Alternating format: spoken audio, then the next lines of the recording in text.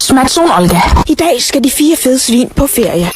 Hvad fanden har I gang i små flæskesvær? Vi skal sgu da kun være væk i 1,5 dag. Nu slapper du kraftedeme af dit delleværk. I det mindste har vi ikke pakket 14 års forbrug af gifler ligesom dig. Ja, nu bare pak jeres klamme bamse eller et eller andet. Vi skal fandme afsted nu.